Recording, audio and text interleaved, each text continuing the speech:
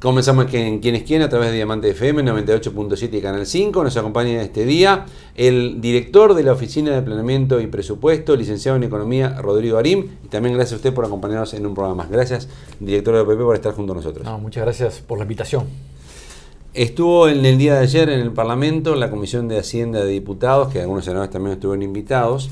Y luego de que terminó la comparecencia de ustedes, la vocera, por así decirlo, de parte del oficialismo fue la senadora Betiana Díaz. Y para resumir lo que pasó, dice, lo que transmitió el equipo económico, que usted estaba presente, es que es un maquillaje que existió, que es un mamarracho la gestión económica del gobierno anterior y que a su vez se le mintió al actual gobierno, porque hay algunos organismos del Estado, algunas carteras del Estado más específicamente, que ya tienen comprometido todo el presupuesto 2025. ¿Coincide con la senadora Díaz? Yo te diría, yo no adjetivizo, hay un conjunto de adjetivos ahí que tienen que ver con brindar intencionalidades en los procesos de transición. Sí creo que hay un componente que tiene que ver con ciertos grados de debilidades en la forma en que se presenta el cierre de 2024, el déficit fiscal, que es ineludible. ¿Sí? Estamos en 2024, es el año con el mayor déficit fiscal global del sector público, posiblemente en los últimos 30 años, eso es un dato. ¿Es preocupante? No es alarmante. No es alarmante. O sea, desde el retorno a la democracia es el peor déficit. 30 años estamos hablando, un poquito más. O sea, los primeros dos gobiernos no. Saltando entre comillas las épocas de la inflación alta en Uruguay, bueno, cuando se va consolidando el frente fiscal. Después del gobierno de la calle Herrera, esta es la peor. Y ahí estamos en el año, ¿no? Estamos haciendo el último año. Porque queremos ser claros, esto no es el periodo completo, pero terminamos en 2024 con un punto muy alto de déficit en esa comparación entre distintos años que van en las últimas 3 décadas, el déficit más alto que se observa en un año determinado. ¿Esto es alarmante? No. Es manejable. Uruguay, además, en el contexto regional, tiene una situación de cierto nivel de privilegio. Yo te diría, en la estabilidad de los arreglos políticos institucionales, que es una enorme virtud que tenemos, en la estabilidad de los sistemas políticos, en el manejo macroeconómico en general. Lo único que puede decir, que podemos decir con certeza, es que no hubo mejoras en el plano fiscal en los últimos 5 años. ¿Se les mintió, como dijo la señora Díaz? Yo por eso te dije, no es un adjetivo, es una descripción. No, es un adjetivo, es mentir. Cuando una persona miente está brindando una intencionalidad, ¿sí? Yo lo que creo que acá es, lo que hay sí claramente una forma de procesar los gastos 2024 y el conjunto de obligaciones que tenían que haber sido afrontadas en 2024, que fueron trasladados hacia el 2025. ¿Eso repercute en qué? Repercute medio punto de PIB aproximadamente, de un déficit mayor al que sale publicitado en Eso son como 400 millones de dólares, más o menos. Si me matas con las cuentas en el aire, sí, estamos hablando posiblemente con el cierre de febrero, el último dato oficial que hay antes que asumiéramos nosotros, nuestra estimación que en lugar de 4,3 estamos en 4,7 aproximadamente del déficit. Vuelvo a decir, situación que es estable, un déficit relativamente alto, con mayor deuda que lo que había hace 5 años atrás, y lo que para adelante nos obliga a hacer un esfuerzo de proyectar un presupuesto y hacer un esfuerzo de crecimiento económico, el crecimiento económico, para que nos dé los recursos suficientes que presupone. O sea, mayor deuda y mayor déficit sumados es lo peor que ha habido en los últimos 30 años. No, de la deuda tengo dudas porque probablemente veníamos con transferencias al respecto. El déficit del año, no estamos hablando de un periodo completo. Eso no hay duda que es el peor de 30 años.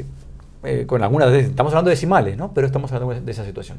No decir que los gastos de 2024 están en 2024 y pasaron para 2025, es decir, la verdad de los gastos del Estado. Sí, a ver, hay como 2 niveles distintos. Uno, siempre todos los años hay compromisos, hay gastos que corresponden a un ejercicio y se trasladan hacia otro ejercicio. Eso es normal. Eso es parte de la vida institucional y de la vida hasta de las organizaciones y de la familia. Muchas veces afrontamos gastos en un año determinado y trasladamos hacia otro. El tema es cómo lo registramos, también eso. Y en el registro, a veces puede haber algún desvío de este plano, estamos encontrando que la ausencia de registro es por lo menos en torno de 0,5 del PIB, el incremento del déficit que tenemos. Y eso tiene intencionalidad, o sea, no es un error. ¿Tú querés...? No, para saber. Ubicarme. Yo no estoy dando intencionalidad al respecto. Es un dato de la realidad que la forma en que se procesó, que se elevó el gasto en el 2024 y la forma que se afrontó ese gasto, sí, tiene un componente que en lugar de afrontarse el gasto en el 2024 se traslada hacia el 2025. No es lo correcto, por lo menos. Vuelvo a decirte, es un tema de nivel. Eso sucede todos los años. En términos de nivel, estamos a un nivel bastante más alto del habitual en este mecanismo. ¿Esos números complican los planes del gobierno? O sea, las ideas que ustedes tenían de, por ejemplo, un bono de crianza, de, por ejemplo, fortalecer la tarjeta Uruguay Social, de gastos que no estaban, por lo menos ahora, estimados, ¿complica?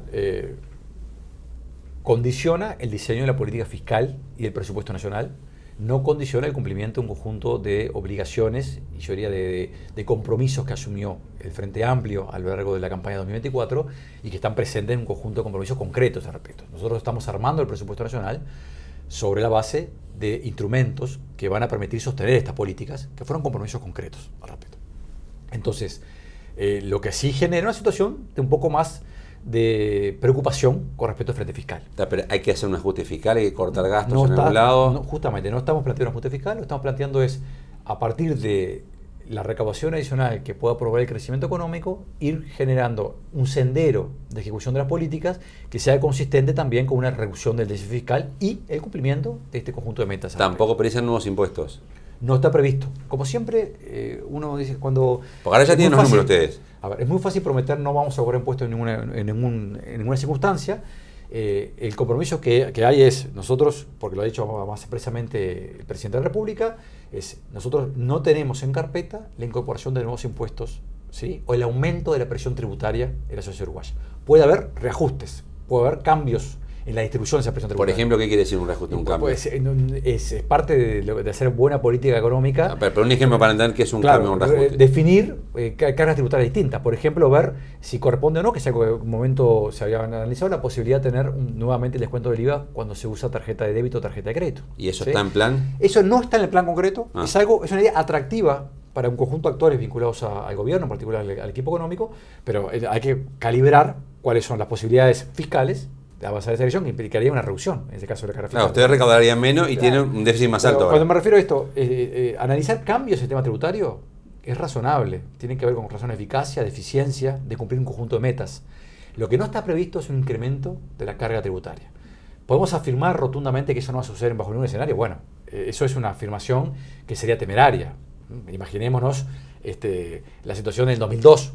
Si uno atravesara una situación que no está ni prevista al respecto, pero sí vimos un mundo suficientemente convulsionado, no sé si ya lo hizo, pero el día de ayer Trump hizo anuncios importantes que tienen que ver también con nuevos sistemas arancelarios. Esos sistemas arancelarios, en algún sentido también va a afectar recesión de crecimiento. O sea, ¿usted dice que nos va a pegar a nosotros también eso? Inevitablemente. Uno puede decir... Si nos va a encarecer lo que traigamos... Y es probable que el conjunto de impuestos que se incorporen tenga consecuencias desde el punto de vista de los flujos comerciales y también del valor de los precios a los que accedemos en conjunto de bienes. O sea, lo va a comprar más caro con esto.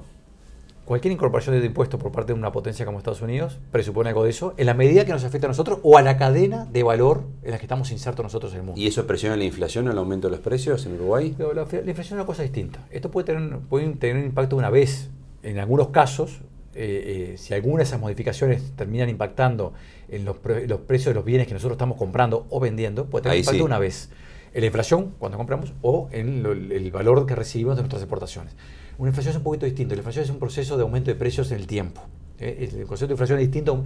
No es solamente un salto de nivel del precio, implica un proceso en el tiempo. O sea, sería más puntual esto, no es algo que se nos instale. Puede generar encarecimiento relativo de algunos bienes, puede generar una retracción de flujos comerciales. Bueno, hay que ver cuáles son los impactos. Y ahí se afectaría el crecimiento de Uruguay. Y eso podría Ustedes están apostando a eso para poder financiar todo esto. Eso podría afectar el comportamiento macroeconómico de cualquier economía, entre ellas la uruguaya. ¿Sí? Pues entonces, eso son parte de las cosas que hay que ver. Nosotros estamos apostando en una economía que siga expandiéndose a tasas que posiblemente sean moderadas. Pero esto atenta contra la expansión. O sea, este esquema americano. Vamos a ver cuál es el impacto final que tienen estas medidas anunciadas. Pero a usted no le gusta mucho el esquema como para ser optimista en que no va a precisar ser una reecuación. No. Yo estoy convencido que nosotros, el escenario nuestro es un escenario donde no vamos a hacer incorporar nueva carga tributaria. ¿Sí?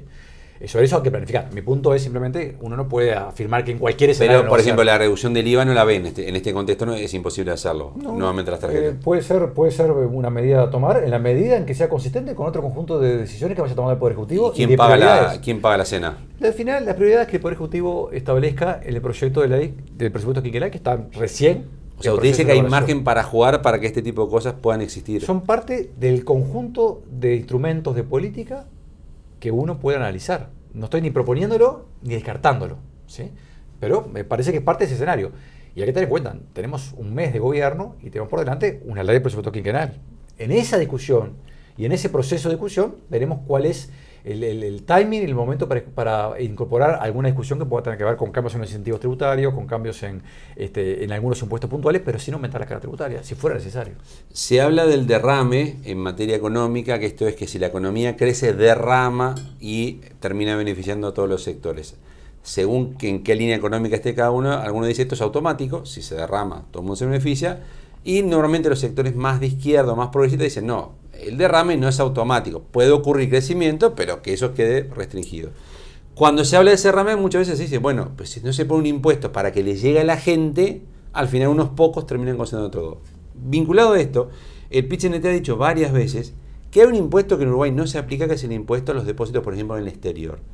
Que eso es propio de un crecimiento y de un derrame que no ocurre.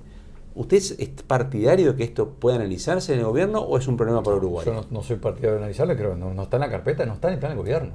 O sea, me parece que acá es importante tener en cuenta cuáles son los elementos que se incorporan en el plan de gobierno a partir de lo que son los compromisos que asumió la fuerza política que finalmente se impuso en noviembre. O sea, usted descarta totalmente eso. No está en el plan de gobierno. Eso no está en el plan de gobierno, ese tipo de medidas. Lo que sí es importante, y a eso sí comparto, el diagnóstico es que es claro que el derrame eso es evidencia histórica, no se usa en forma automática. A ver, vayamos a 3 momentos históricos distintos para entender lo que estoy diciendo.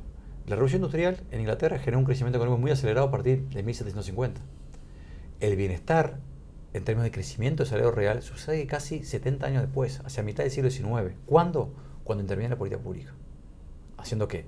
Generando mínimos salariales, políticas más democráticas, o sea, sociedades más democráticas que generan también beneficios para la infancia, impiden el trabajo infantil, limitan la jornada laboral. Ponen impuestos también. Y ponen impuestos para recaudar y generar bienestar en sectores a los cuales el crecimiento económico puede no llegarle. Entonces, pasan casi 70 años con mucho crecimiento económico y de productividad sin que haya necesariamente derrame. En Estados Unidos, uno de los problemas que enfrenta la economía de Estados Unidos tiene que ver, es una economía dinámica. Nadie puede poner duda que la economía norteamericana sea dinámica si uno ve la evolución de largo plazo en los últimos años.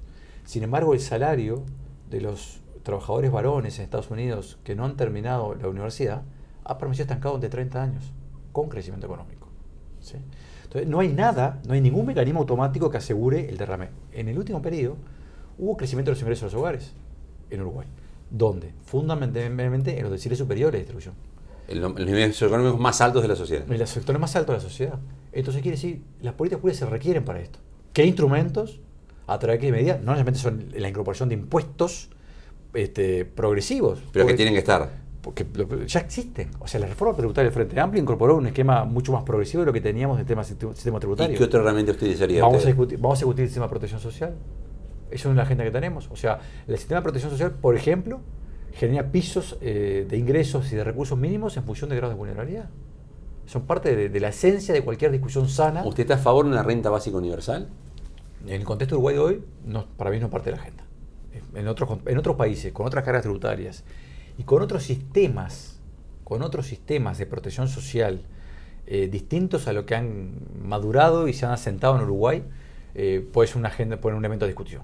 En este momento, en el Uruguay de hoy, en este periodo, yo creo que es un elemento que no está en el aspecto de discusión. ¿Le invito a una pausa? Por favor. Continuamos a partir de la misma quienes quieren con el director de la Oficina de Planeamiento y Presupuesto, licenciado en Economía, Rodrigo Arim. Le recordamos, como siempre, horario principal de emisión de Quienes Quieren, jueves 22:30 horas en Canal 5 y Diamante FM, y repeticiones viernes 10 de la mañana en Diamante FM y sábados 13 horas en Canal 5. Pausa y además Quienes Quieren.